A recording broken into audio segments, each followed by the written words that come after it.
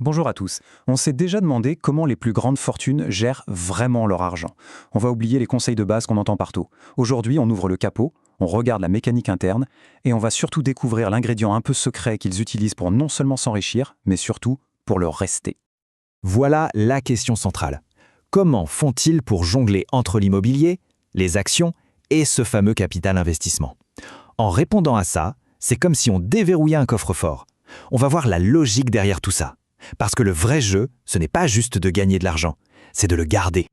Alors, c'est parti. Parce que, et c'est ça le truc, quand on atteint un certain niveau de richesse, un énorme problème se pose. Un défi de taille même. Comment fait-on pour protéger tout cet argent? Quand les marchés se mettent à tanguer, comment on évite que tout s'écroule? C'est beaucoup plus compliqué qu'il n'y paraît.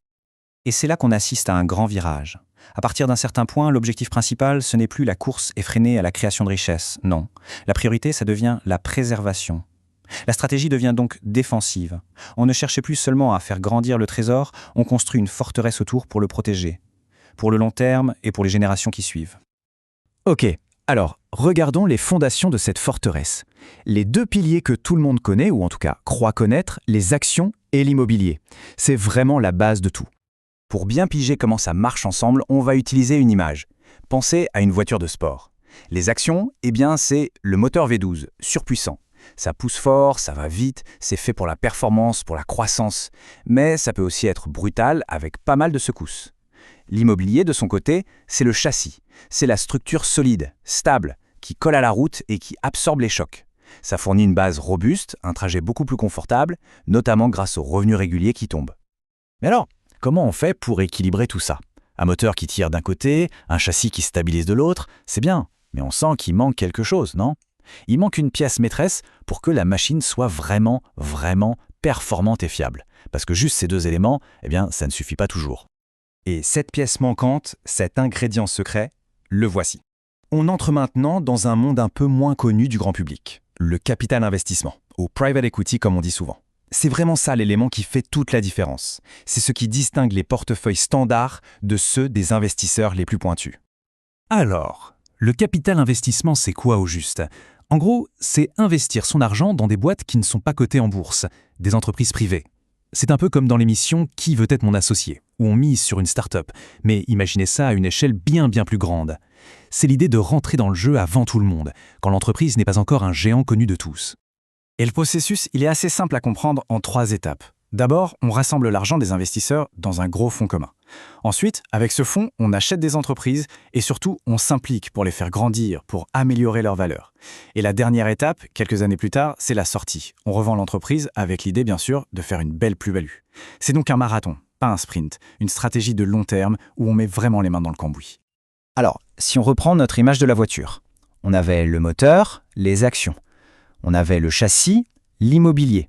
Le capital investissement, c'est le turbo.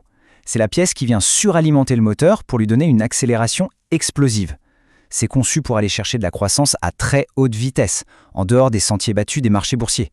Bon, maintenant, on a toutes les pièces sur la table. Le moteur, le châssis, le turbo. La grande question, c'est comment on assemble tout ça pour que ça fonctionne en parfaite harmonie, pour que ça devienne une machine cohérente et super performante.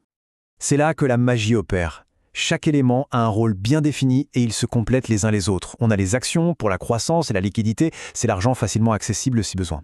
On a l'immobilier pour la solidité, les revenus qui tombent tous les mois et pour se protéger de l'inflation. Et on a notre fameux turbo, le capital investissement, pour aller chercher des performances hors normes.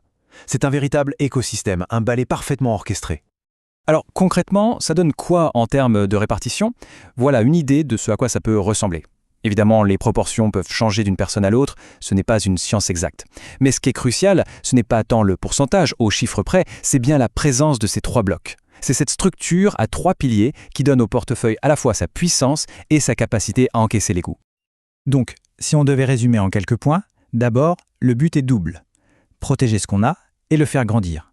Ensuite, le cœur de la stratégie, c'est ce trio, action, immobilier et capital investissement. Et pour s'en souvenir, rien de mieux que notre image de la voiture, le moteur, le châssis et le turbo. La vraie diversification, au final, ce n'est pas juste d'avoir plein de trucs différents dans son garage. C'est de s'assurer que toutes les pièces de la machine travaillent ensemble en parfaite synergie. Et cette idée est parfaitement résumée ici.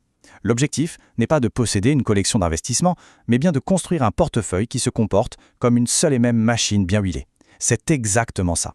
Il ne s'agit pas d'empiler des briques, mais de construire une maison solide. On termine là-dessus avec la question qui reste en suspens. Maintenant qu'on a un peu décrypté ce manuel, est-ce que cette approche est réservée à une poignée de privilégiés ou est-ce que ces grands principes, même à plus petite échelle, peuvent nous inspirer? Peuvent-ils nous aider à mieux penser nos propres stratégies? Voilà de quoi réfléchir. Merci beaucoup d'avoir suivi cette analyse.